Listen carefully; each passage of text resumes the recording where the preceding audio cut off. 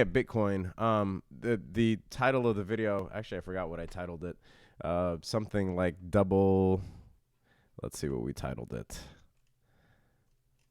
I don't have it right now, but yeah. So there's a double death cross. That's what I titled it. That's not an official term, but basically I was referring to this thing right here.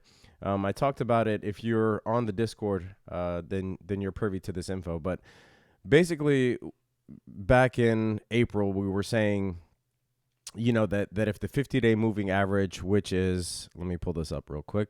If the 50-day moving average, which is the red, if that falls below the 200, then we're in big trouble. We already fell below the 100 right around March, and then in the beginning of April we fell below the 200.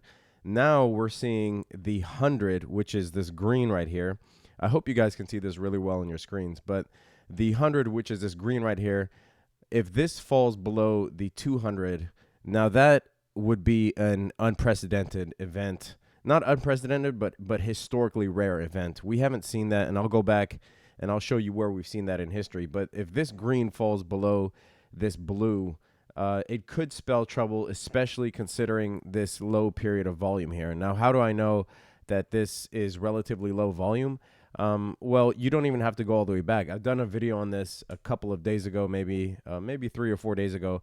But this line right here, this orange line right above the volume, when you add the volume indicator on TradingView, by default, you get this orange line right here. And what this is basically a moving average. I think it's set to 20 periods by default.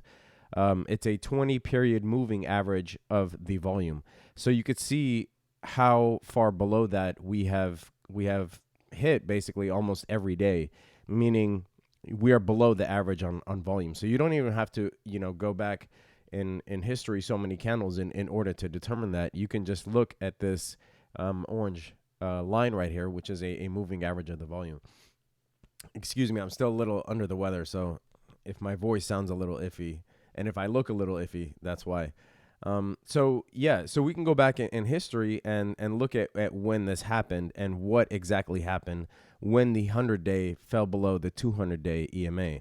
So you actually have to go pretty far back in time. I already did this, obviously, but you have to go pretty far back in time, all the way to 2014, which is the last time this happened. So if we go all the way back to 2014, you'll see when the green, which is a 100-day, fell below the 200-day.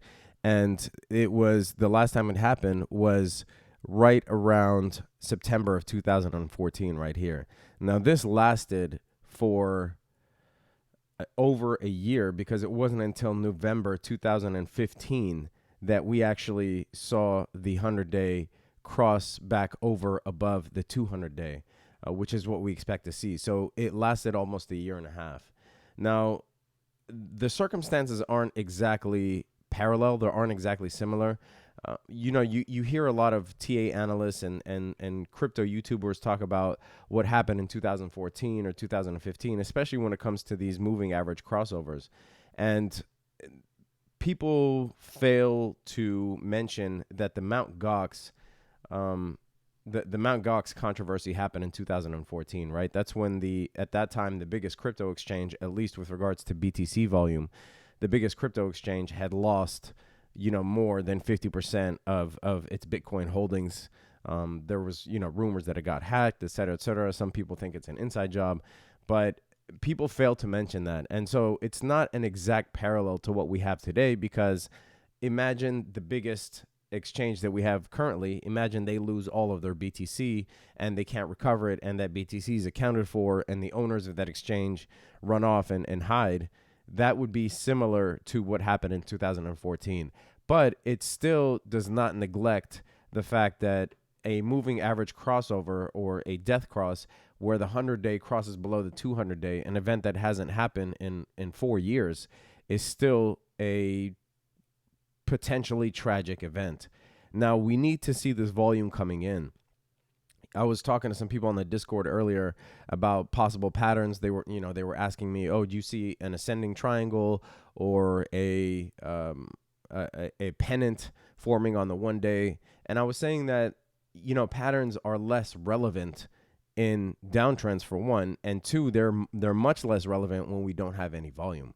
We've seen reverse head and shoulders fail. We've seen cup and handles fail. We've seen rounding bottoms fail, etc., etc.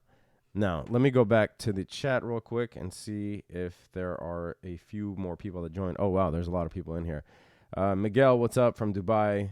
Buy the dip in the house. My hands are getting twitchy. Need a brandy to keep it steady. Well, K-Berry, if you are of drinking age, my friend, go get a brandy. Lee says, look gorgeous. I hope he's not talking about me. Well, I don't know. If it is about me, thank you, my friend. Alexandra, what's up? All right, back to the charts. So looking at BTC, this is the 1 week chart, and I've pointed this out again in a few videos prior.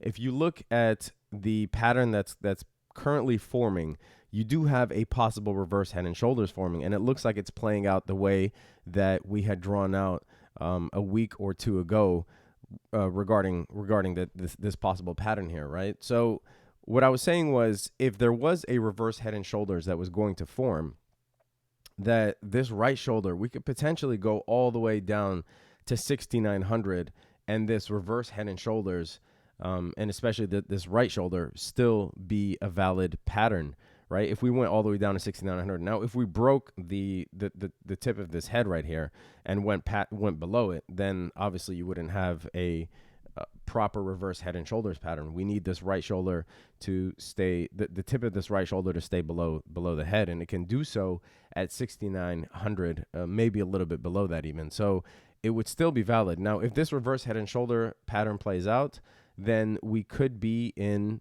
a safe space as long as we get this volume. And if you look at this volume, it's abysmal, really. So even on the 1 week chart, looking at this 20 period moving average, we are well below that. So things aren't looking good. And I'll say the main reason, at least from my perspective as a trader and an analyst, the main reason is really the lack of volume. This right here precedes everything. So if you can have, again, you can have a reverse head and shoulders, you can have a cup and handle, you can have a rounding bottom, ascending triangle, whatever it is, a pennant, bull flag. If we don't have the volume to back it up, then any potential high prices or any potential rallies will not stick. That's a certainty. So let us look at the market in general. Let me go to CoinMarketCap real quick. I'll refresh this. We are currently trading at, let's wait for this to refresh. And a lot of you comment on this, on these banner ads saying, why don't you have an ad blocker? I like the ads. Sometimes I click on ads, right? Sometimes I get served stuff that is relevant to me. So if I need a new pair of basketball shoes, there you go. I'm always getting basketball shoe ads, by the way. So the current market cap is around 312 billion. Again, we see an inverse relationship between the market cap and BTC dominance. The more that this falls, the more dominant Bitcoin is. Bitcoin is currently at around $7,200. If we change this to BTC to get a price of the alts, you'll see which alts are currently making progress. Very few and far between. There is one that was listed on Binance not that long ago, and it was, actually, I can't remember off the top of my head. Maybe we'll catch it on the charts here. But it was, I think it was Civic, actually, yeah. So if you take a look at Civic, I guarantee you that it's up, just because any listing on Binance tends to rocket fuel these cryptos. Oh, I guess it's not up as much as I thought, but still in the green. It probably did have a rally earlier and then a bunch of sell-offs thereafter. Bitcoin private continues to surprise when paired against BTC. Let me change this to BTC real quick. But it's a very volatile one. It's a very volatile fork, Bitcoin private. Come on. All right, this is acting really slow. Let me go back to the chat real quick. Any questions that you guys have as of now? It's good to see you live, man. Enigma, Ethereum. Could that new Justice Department probe of BTC price manipulation affect the volume? Seems like it's going to kill some whales. It might. It might. The ads can betray your Google researches. Yeah, but they're also, I'm adult blocked. So if you're talking about Pornhub and the likes, no, you're not going to get an ad for Pornhub by Google. check your screen. Usama, check your screen. What's wrong with the screen? Is there something wrong with the screen? Oh, can't see the screen. Let's see. Okay. Ah, my bad. What about now?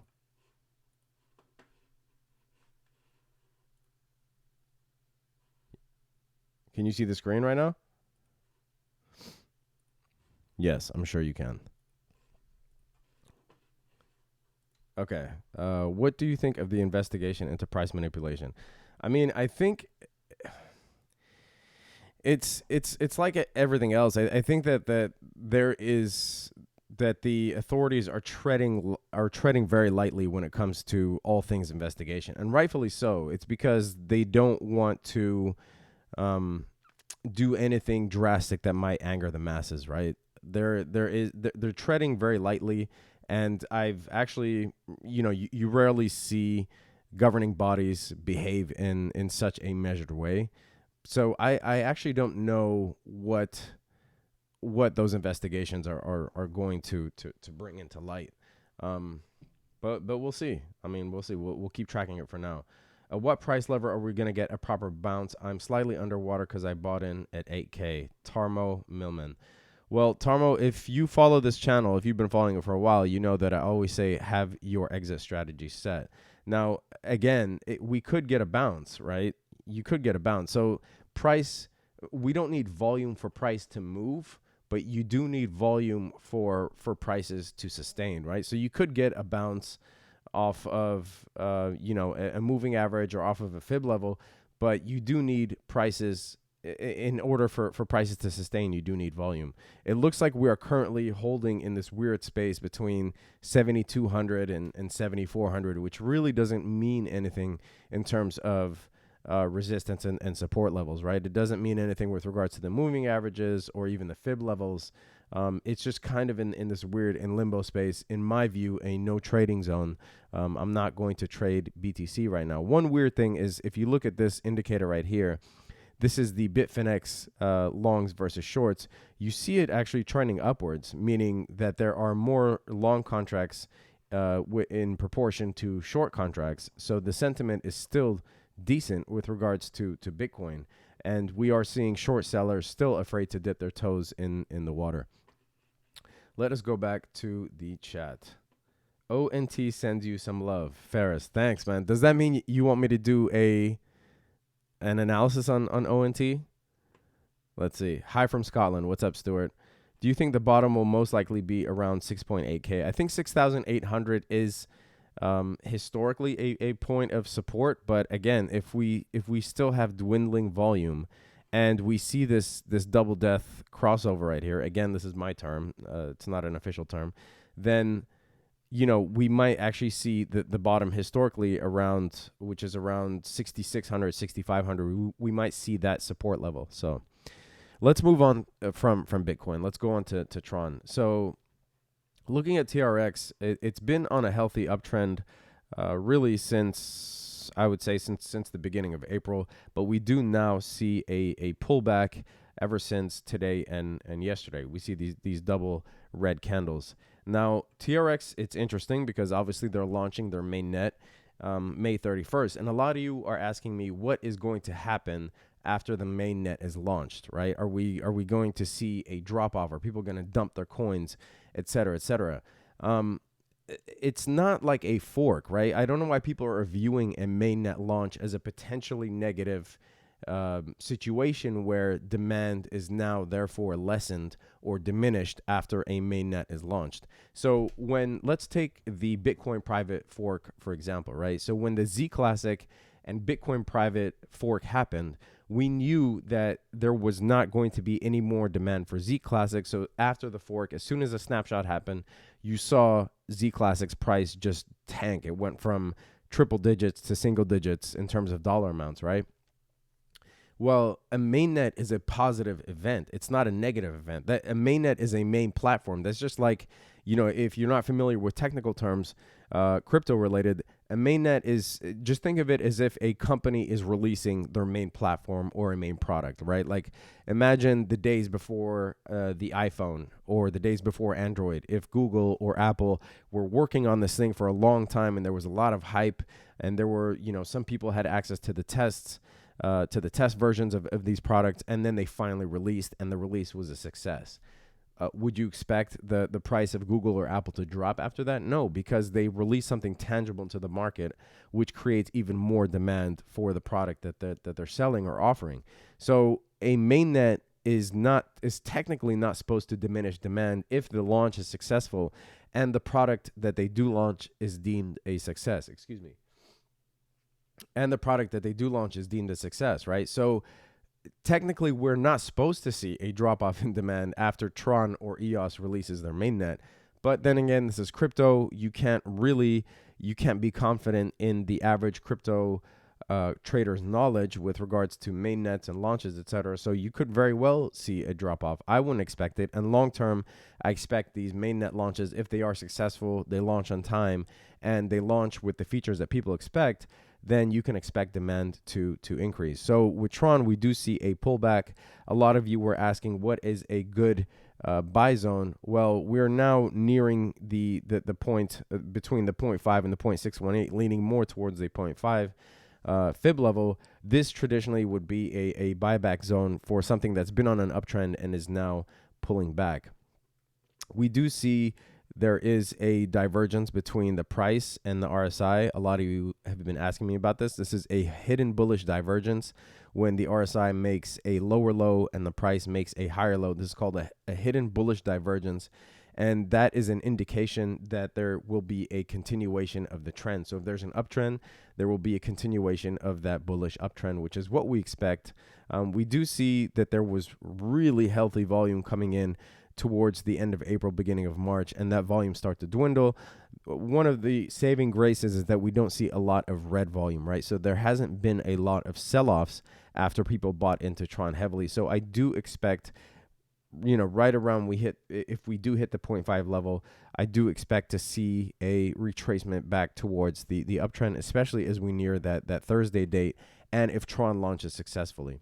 Now, one thing is that Binance has announced that they are supporting the swap. So you can keep your TRX tokens on Tron and they'll take care of the swap for you. As far as I know, there aren't as many airdrops scheduled in the same way that EOS airdrops are scheduled, right? So a lot of people are afraid to keep their EOS tokens on Binance because they want to leverage these airdrops, and we can go into that talk right now, actually. So here, I can link this in the description after the video has been recorded and edited, because obviously we're live right now. But this is a list of airdrops that EOS is dropping, a list of the major ones. And I like this site on Hacked, or this page on Hacked, because it gives you an indication for each of them if there is a special action required to gain those airdrops. Whether you have to have your tokens registered in a wallet, et cetera, et cetera. Again, for a lot of these drops, it's not enough to keep your coins on an exchange like Binance. Let us check in with the chat. Justin, your EOS is amateurish. You mad? EOS terms of service are complete scam smelling joke. Yeah, I am mad. What is going on here, guys? EOS is a scam. Oh, okay. One of these things. One of these shitcoin declarations. You guys are pure idiots if you think EOS is a scam. I mean, guys, they're releasing a platform, right? If you really want to judge whether something is a scam or not, wait until they release the platform and let the community judge them accordingly, right? If they're releasing a platform and it's something that's not usable or not practical, I guess you can deem it a scam. I mean, scam is a catch-all phrase. What is a scam? We have so many scams in cryptocurrency that I think we need a wider spectrum in order to start differentiating these things. If you think a scam is, somebody's just accumulating money is going to run away with it, that's one scam. If you think, the definition of a scam is somebody not having a legit white paper, that's another thing. But yeah, I am reading the chat. they're releasing their mainnet. So if they don't release their mainnet and they run away with everybody's tokens, okay, that's a scam. But if a company has a development team that is working hard to release a mainnet, and that mainnet is actually something usable, I don't know how you can deem it a scam. Silver Jaguar, sorry, I missed what you said. Is Binance supporting EOS airdrops? No, as of right now, it's not that they're not supporting airdrops. It's that each airdrop each airdrop has to officially be supported or announced by Binance. So some of them might be supported by Binance. You have to look into which ones. I will leave this link in the description, or you could just Google EOS airdrops and come up with this article or similar articles. This is on hacked.com, which is a pretty reputable and credible site with regards to crypto.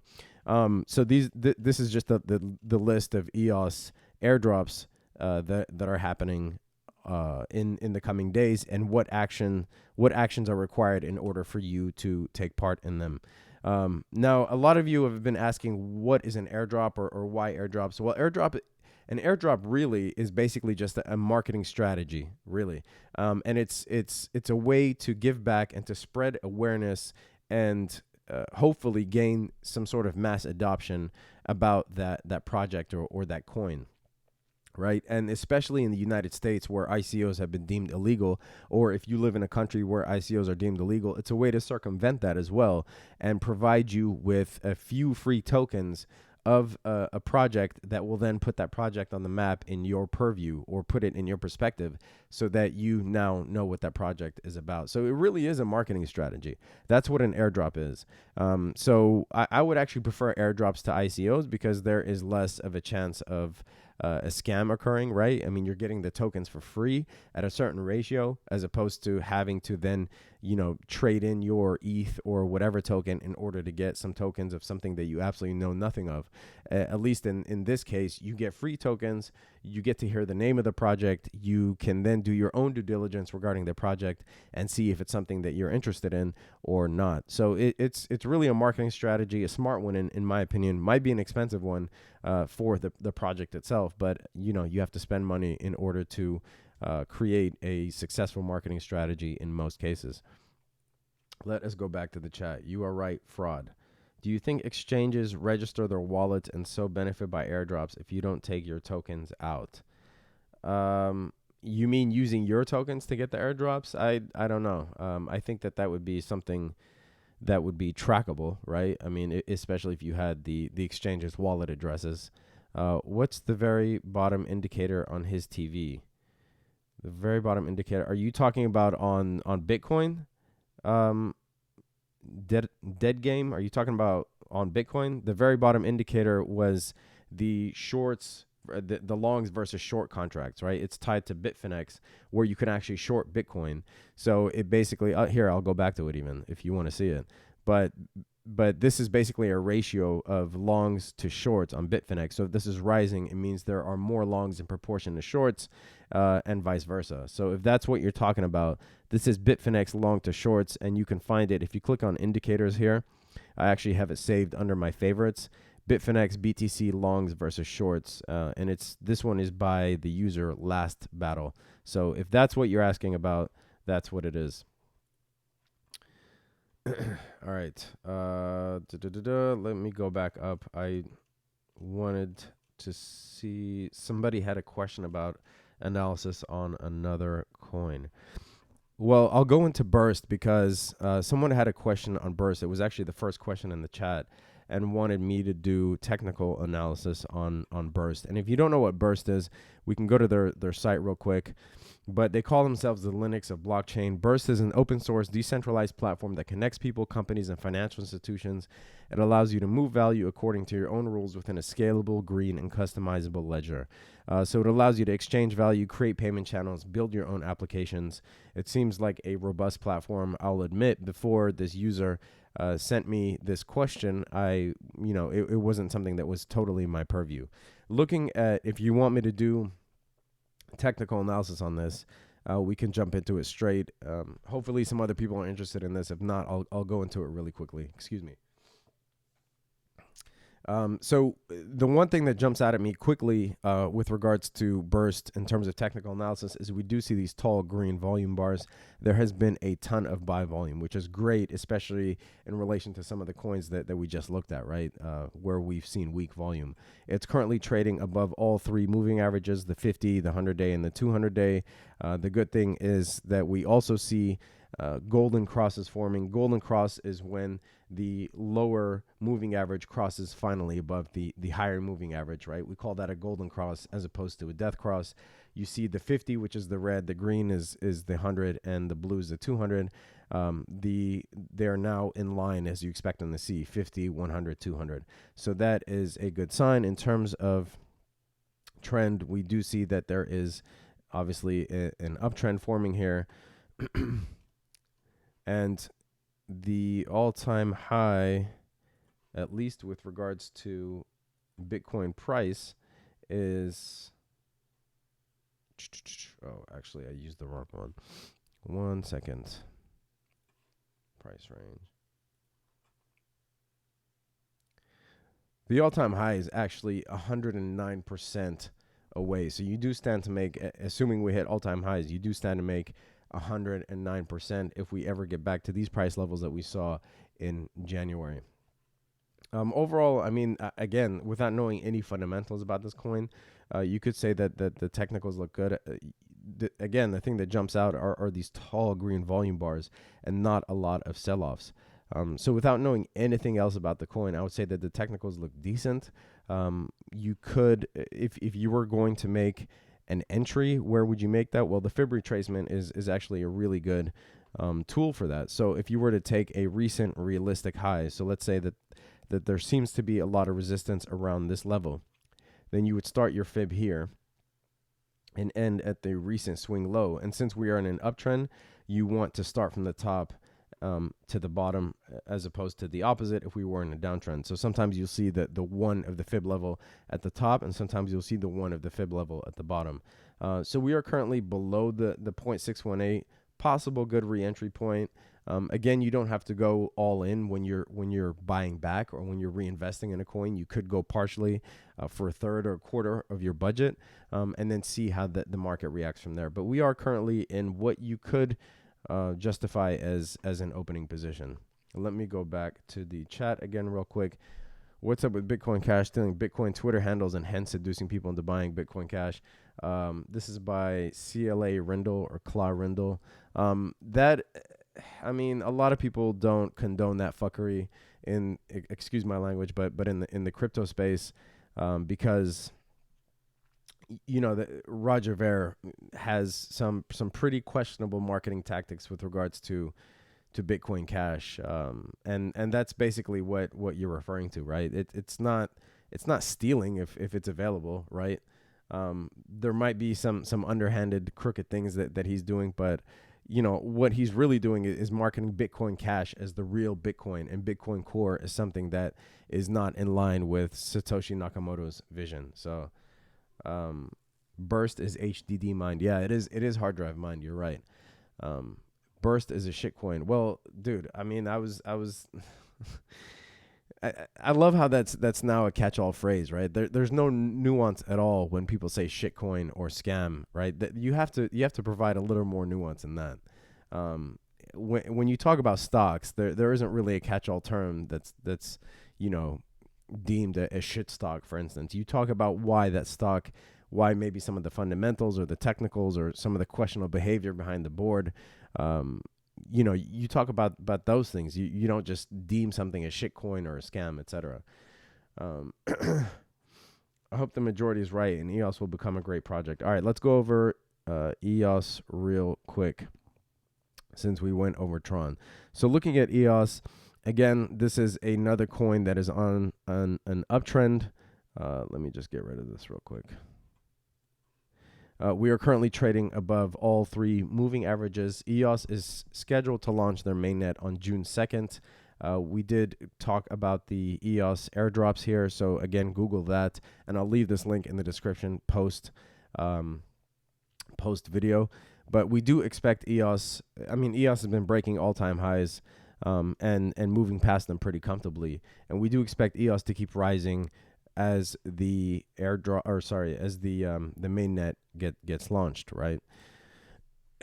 In terms of a possible entry point, again, you guys know I don't like buying at the all-time highs or near the all-time highs. I do have a ton of EOS that I've been investing in, scaling in.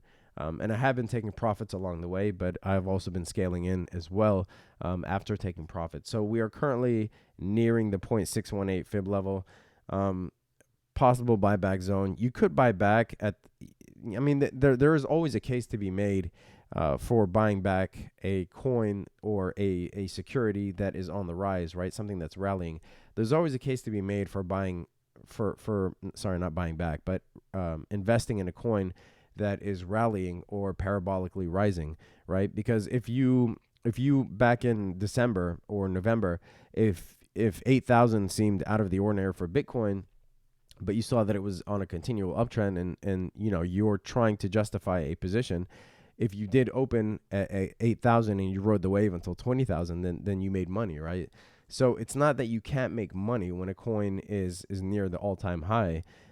It's that you will feel all of the ripple effects of every pullback and correction on the way until it potentially surpasses that all-time high. So if you're buying at the high, it's not necessarily a bad thing if there are other reasons that support that purchase or that buy. It's that you will feel every single pullback or correction, and so you will be tempted to maneuver or make bad decisions based off of the emotions that a negative pullback incurs, right? So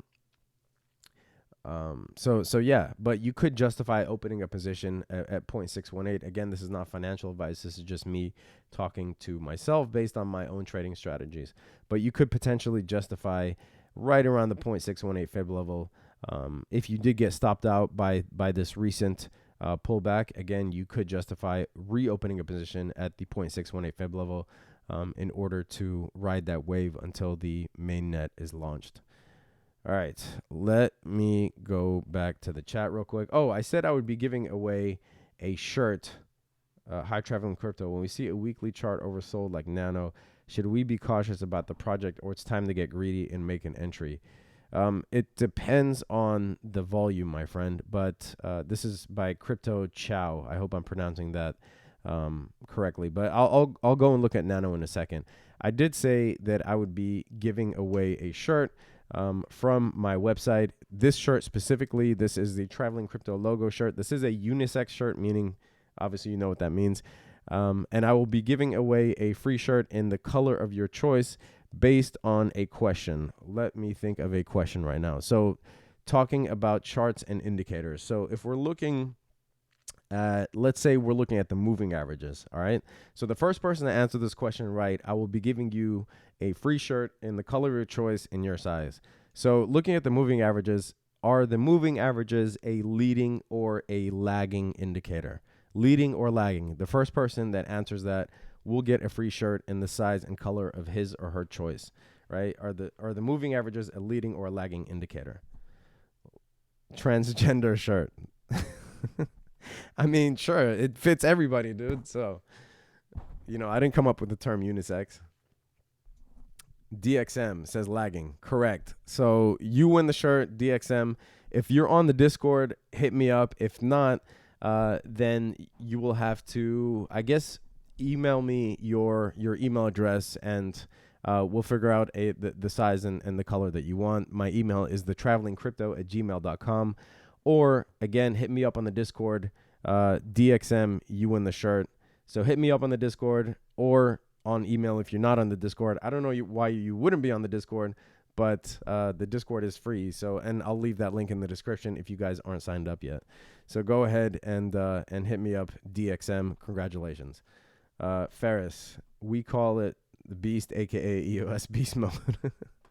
Yes, it is. EOS is the beast. Who was asking me about Nano? Crypto Chow. All right, let me look at, you said the Nano weekly chart. All right.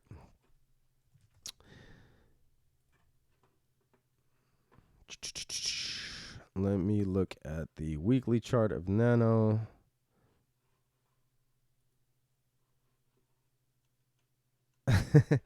Right. So obviously, Nano is one of those that doesn't have a lot of data, right? So if you're talking about if this visually, this looks hilarious to me, right?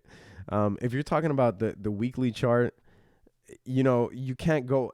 I mean, we know a lot more about Nano from a fundamental standpoint, and it's something that a lot of people in the crypto community are familiar with. But if this was just an ambiguous coin, and you're going over this chart, there is nothing, absolutely nothing on here, on the weekly chart, especially with regards to the indicators, where you can make a sound decision. So that question is not a it's not a binary question. It's not, oh yeah, if I see oversold on the 1 week chart, that means it's a good buy. That's not the case, especially not here. We do need a lot more data in order to glean something that's a little more effective. But Nano, again, I've said this before, but Nano suffers from the same thing. It suffers from a volume problem, and more recently, it suffers from a negative volume problem. So not only, and Nano is a long-term hold in my charts, right? So I mean in my portfolio, sorry. So there was a period where Nano was just dead because there just was absolutely no volume, and then now you're seeing a lot of red volume, and it is majorly oversold both on the stochastic and the RSI. You do see, every period of significant volume is marked by red. So that's not a good look for Nano. We will need, in my view, I think we will need some positive news on the fundamental side, some heavy positive news on the fundamental side, if we are ever to see a resurgence of Nano. I still hold it in my portfolio. It's really cheap right now. If there is some room in your portfolio left for risky plays that are on the cheaper side, you could make a play on Nano. But yeah, I mean it's really marred by shitty volume. So, all right. Any other questions on the chat? Nano having a hard time. Never would I sell Neo at a major low for EOS at almost an all-time high makes 0 cents. Hey, you didn't my question on the triple bottom of BTC and how low BTC can go. This is Tertullian. Well, are you talking about the 1 day chart, Tertullian? If you're talking about the triple bottom of BTC, let's see. If you're talking about the 1 day chart, let me go to the 1 day chart. I don't think you're talking about the 1 day chart because I don't see a triple bottom here. Talking about the 1 week chart. What are you talking about? On the 1 day chart? Travis, we just looked at Burst. Rewind the video. Sold off any crypto in anticipation of death cross. No, I haven't sold Bitcoin in anticipation of the death cross. I do have a stop limit enforced, but it has nothing to do with the death cross, because as I was saying previously in the Discord chat, the weekend is generally a slow time, and today is a holiday in a lot of countries, US being one of them, which is a country that I live in. And the U.S. Contributing to significant amounts of volume with regards to BTC's trading.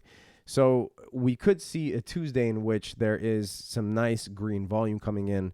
And if we see that, then not only will we most likely avoid this death cross, but we do need volume in order for some of these positive indicators to be confirmed, right? Because without volume, they really mean nothing. So I do have a stop limit set on BTC, different stop limits actually, because I bought at different levels. So different chunks of BTC of mine have different stop limits. But yeah, not in anticipation of this. Again, I mean, just green volume, especially consecutive pairs of green volume would remedy this right here. So, in terms of a triple bottom, no, I don't see it, Tertullian. I don't see what you're talking about here.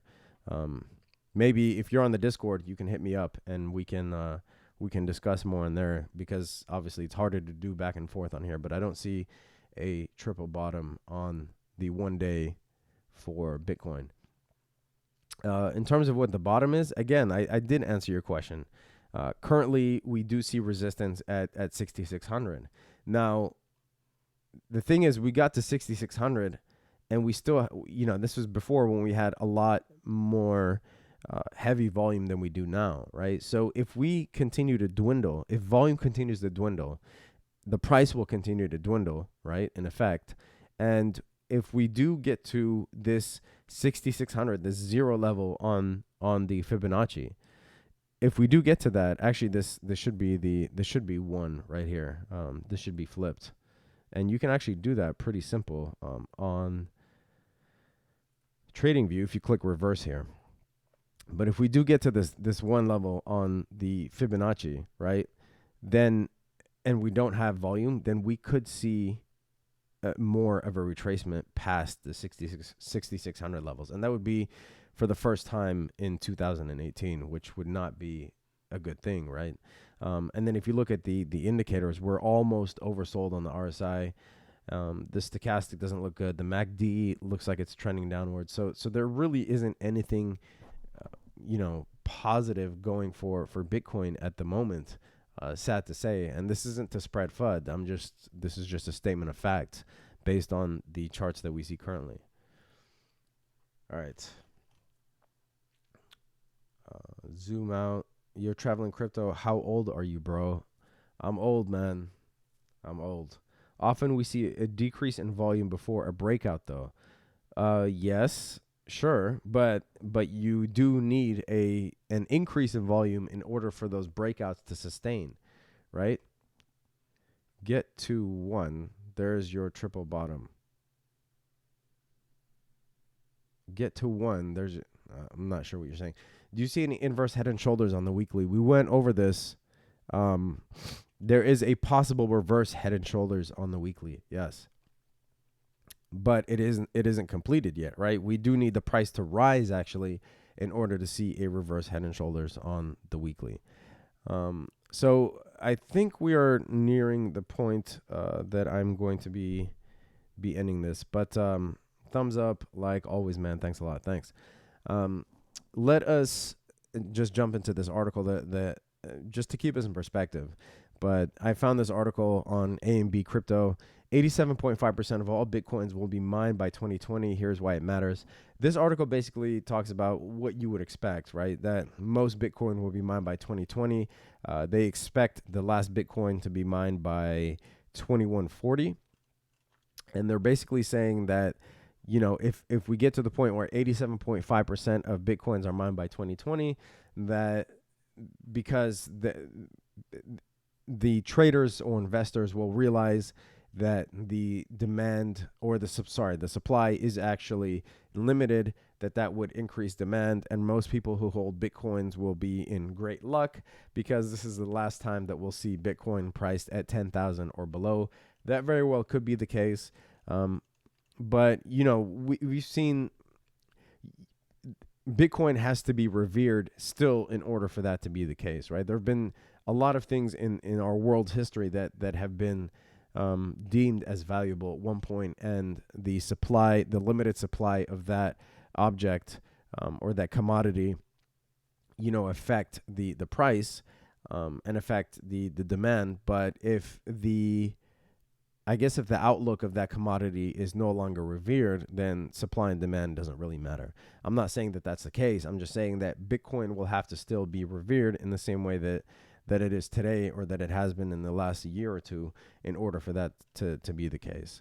So, but yeah, just keep this in perspective that almost 88% of all Bitcoins will be mined within a couple years or less. Lastly, I will be going to the Blockchain Connect conference. This is in Silicon Valley, June 26th and 27th. If you guys are in California or near or want to come out, let me know. I can get you 20% off tickets. The link will be in the description. I will be giving away one free ticket. I only have one free ticket. So for those of you that want to go, and I haven't decided how I want to do that yet. I want to be sure to give away the ticket to people that will actually go, or to somebody that who's able to go, right? So if you live in New Zealand and you don't plan on coming out to California on June 26th and 27th, then the ticket won't do you much good. The tickets, I think, are priced around, let's see actually what they're priced around. I can tell you right now. I actually don't know, but I'm sure they're in the hundreds. Oh, so I guess the minimum price is $349, and then the maximum is $1,200, and I'm sure that gets you some sort of VIP experience, or you get to, meet Brad Gerlinghouse or somebody backstage. I don't know, but I'm gonna be going to this June 26th and 27th. Let me know if you want to go. Again, I can get you 20% off tickets if you use the link in the description. I don't get any money from that. In full disclosure, I don't get a commission or anything. I just asked them if they would give me a discount for you guys. So I don't get any commission or any money from that. It's just a way to give back to you guys if you guys are planning on going. These things are expensive and travel can be expensive. So I want to be sure to cut as many costs as possible on your end. In terms of the speakers, they did announce some actually really credible and reputable speakers. Vinny Lingham, the co-founder of Civic, which was just, again, launched on Binance as of this morning. We have the SVP of product from Ripple. We have the founder of Qtum, the Airbnb, one of the major Airbnb investors. So there's a ton of people coming from the business world and the crypto world as well. So it will be interesting. I've heard many good things about the previous Blockchain Connect conferences. So if you guys are interested in going, again, 20% in the description. And I will be giving away one free ticket. Haven't decided how I'm going to do that yet. So that is it for the video, unless you guys have any last minute questions that you want me to answer. Otherwise, I will be wrapping this up. Holy mother of pearl, I get to see a live because it's not a mental GMT time. What's up, Gunmetal? I think this is the first one that you actually were able to participate in. I think it's almost 7 p.m., almost 7 p.m. or almost 8 p.m. your time, I think. Amazing, as Blue Alert says. Oh, and for those of you that are diamond or above on the Patreon/Discord, if you want to have a discussion after this, let me know in the Discord, and we will be holding a discussion, a voice/chat right after this. Let me know in the Discord. I'll meet you guys on there in a few minutes. Anyway, thanks for your time. Peace. Stay safe out there. And hit me up on the Discord. Join if you're not a member. It is free, and we get to have interesting, productive discussions about crypto every single day. So join again, and I'll see you guys next time. Peace.